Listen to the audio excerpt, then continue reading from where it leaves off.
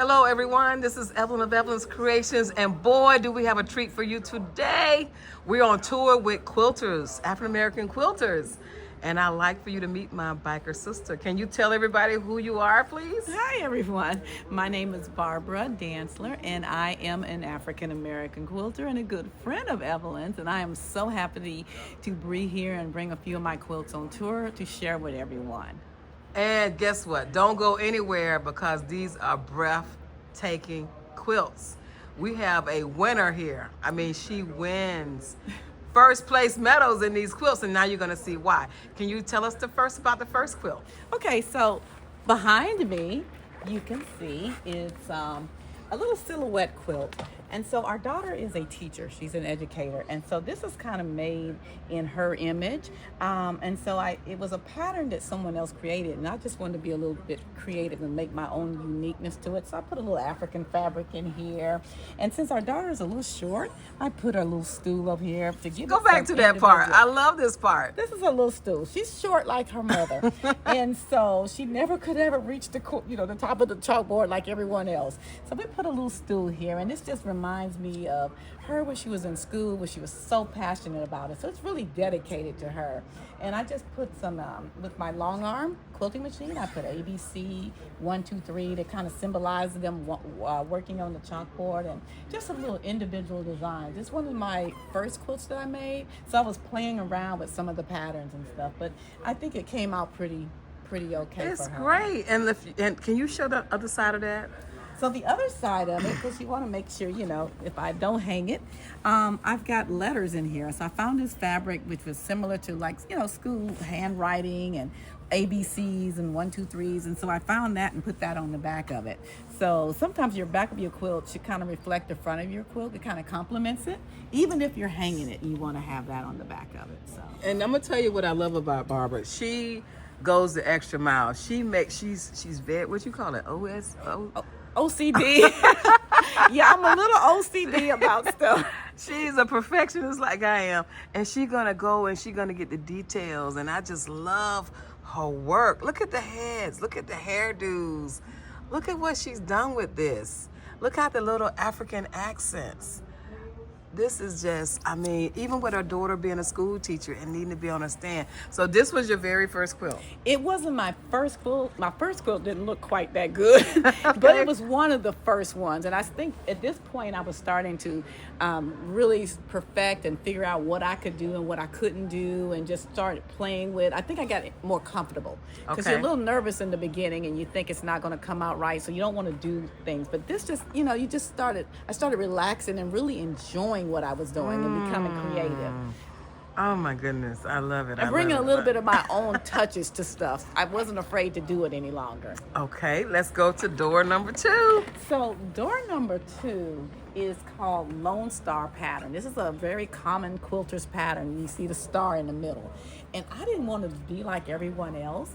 And so I have these beautiful African fabrics, which I obtained from Evelyn, her fabric store. And she has such a wide variety of authentic African fabric. And so I wanted to do something fun and different with that Lone Star pattern. And so what I did was created this Lone Star, but it's all out of African fabric, which is something that you don't usually see in traditional quilting. And I want to tell you, when she came and bought this fabric, was this last year? It was last year. Last year she came by and she started stocking up her fabric from our Threads of Life fabric store.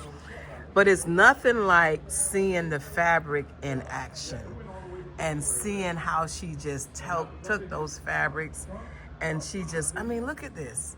I love the way she coordinated the colors. And when she's sitting there looking at the fabrics, you can see her mind just do. But look at this. All of these are African fabrics that she's cut in small pieces and made this magnificent work So I of use art. a design wall sometimes and lay stuff out on the wall. I hang it on the door on the wall, and I'll lay these colors out and try to audition them.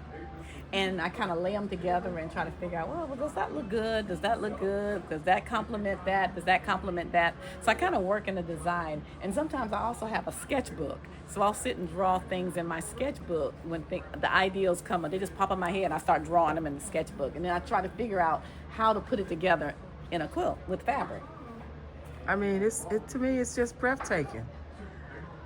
And what go back to the edges. What I love about it is look how she takes the fabric and she makes the trim line. But this is called binding. Binding. You're binding, okay. So you got your quilt sandwich where you got to close the sandwich up. So you close the sandwich up with the binding. And then let's see the back. And the back, I didn't want to take away from the front because I hang this one, but I still wanted to have the pattern looking nice. The quilting pattern that I do look pretty nice. So if you do turn it over, you can see the stitches and stuff that I did. Wow, look at that. And it's a really nice deep blue. It doesn't look like that on the camera, but it's a beautiful, nice deep blue on that. Okay, let's go to the winner. This one that you're getting ready to see now. This is our first prize winner. So this is so neat because, was this your first time? It was my first time entering a contest. It was I don't even want to say, but it was a senior adult talent contest. And one of the categories was crafting and quilting. So my pastor of our church and first lady said, please enter your quilt, because they had not won before.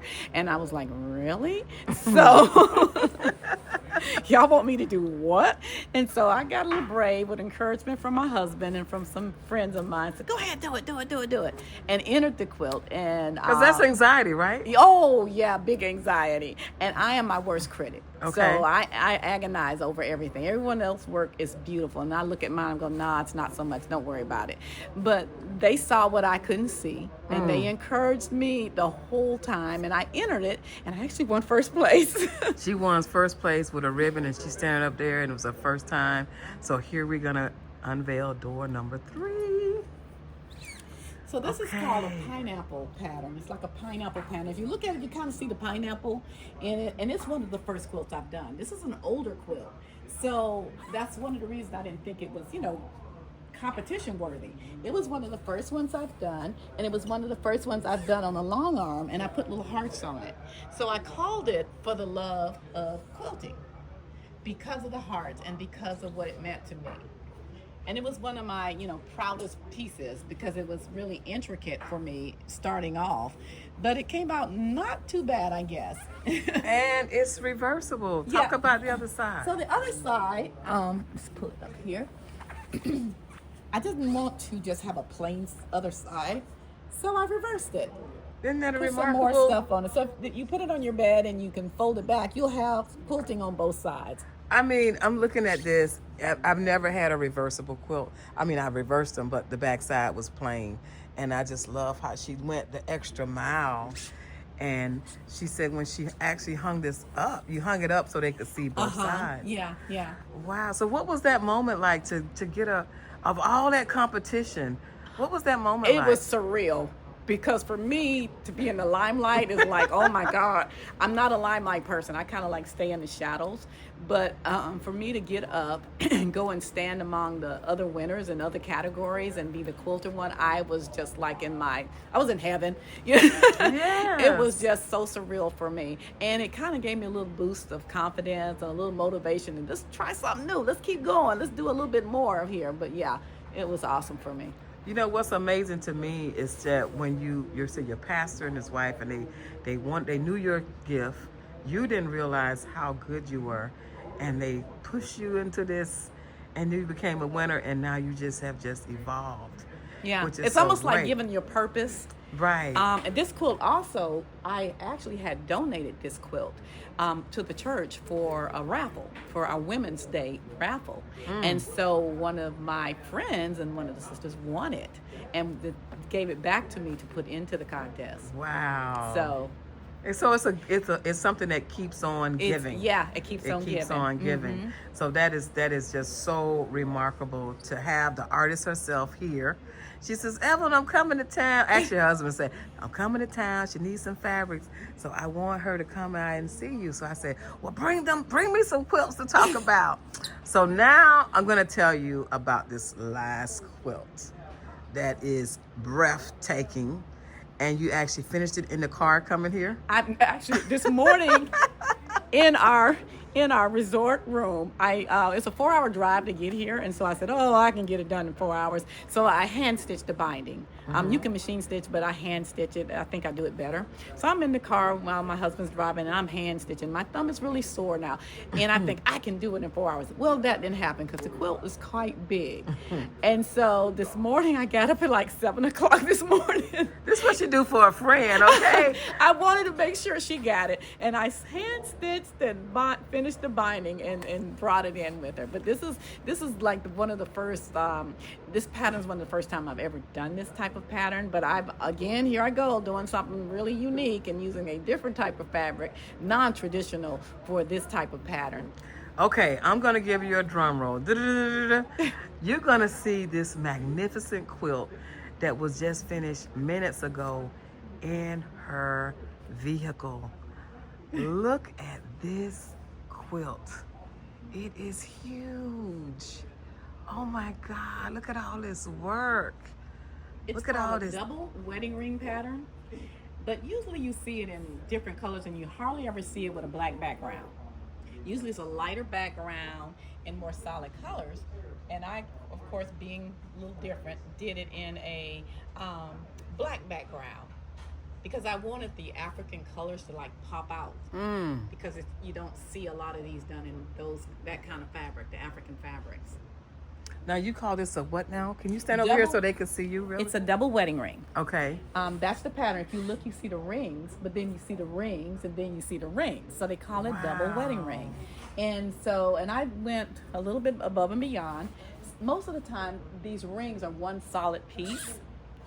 I decided, I don't want to do one solid piece, and I cut 6 pieces to make each little curve. And these are all different patterns. And these are all different fabrics in here from Evelyn's. All these are different fabrics. And I put them together, so each one of those together before you can even begin making the ring. Now, just looking at this quilt, I'm gonna tell you a secret about my girlfriend here. She loves on these fabrics, and she's scared to price them. And she's like, I don't know how to price, and I don't know. So a lot of you follow me that's saying like, I don't know how to price, and you're making quilts. Now this took you how long? This took about 6 months. It might have been a little longer. Okay. And it is labor intensive. It is not something that you're gonna whip up tomorrow and be able to do it. It's very labor intensive. There's probably about 4,000 to 6,000 little pieces in when you finish cutting up all these little squares because it's quite big. It could fit a queen bed.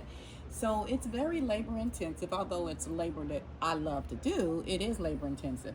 And then I quilted it. And so I quilted on my long arm. So each one of these was done individually to get that pattern. And then there's a feather in each one of these and a star in each one of these. And so that's, and that thread is a particular type of thread to give it that look.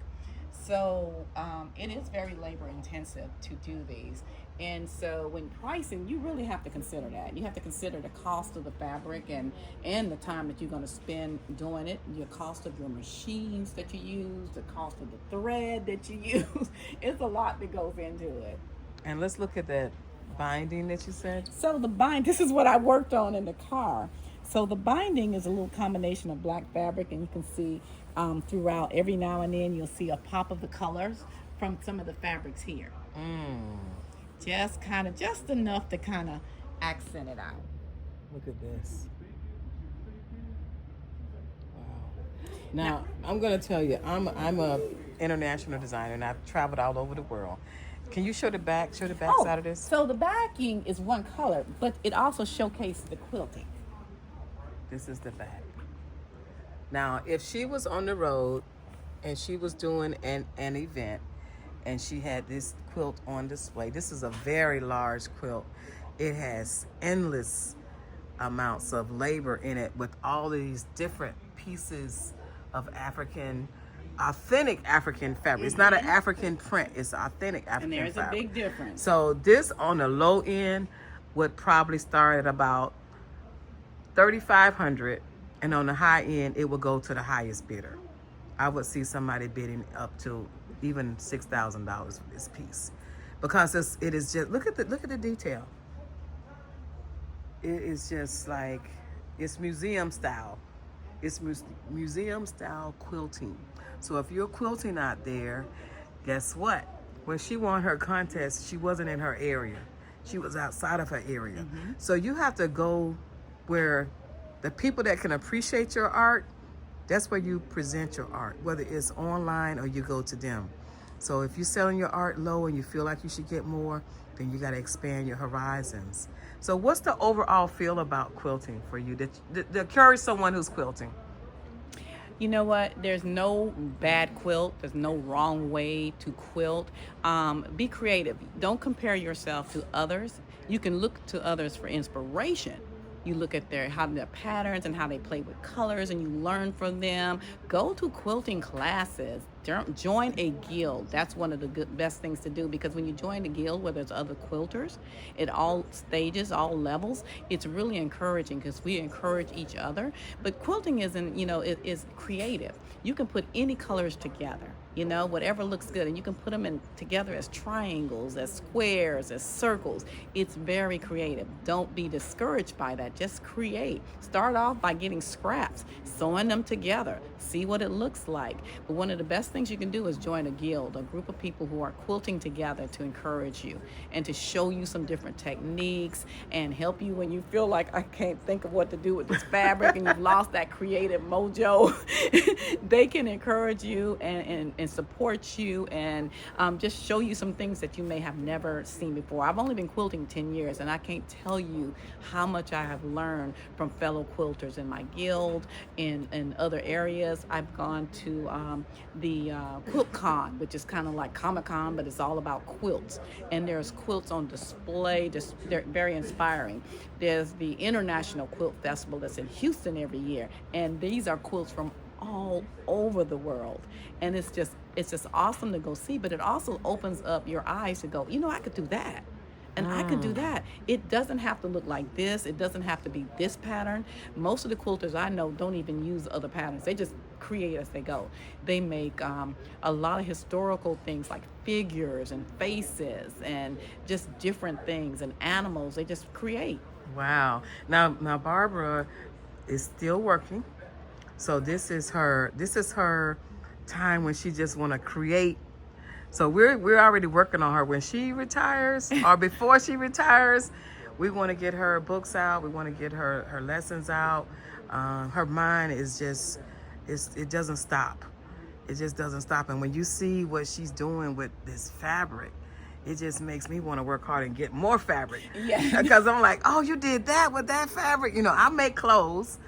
And I love quilts, and I was raised around quilt makers. My grandmother raised around quilt makers. So what I want you to do, if you like this video, please like, subscribe, and share. This right here, sister right here, she got it going on. But I want you to watch the next video, because the next video we're going to tell you about why quilts came to be and what the purpose of quilts is. We're going to get down into the nitty gritty. We're going to get down into the nuts and bolts, and we're going to tell you that she knows what her calling is and why she's doing this.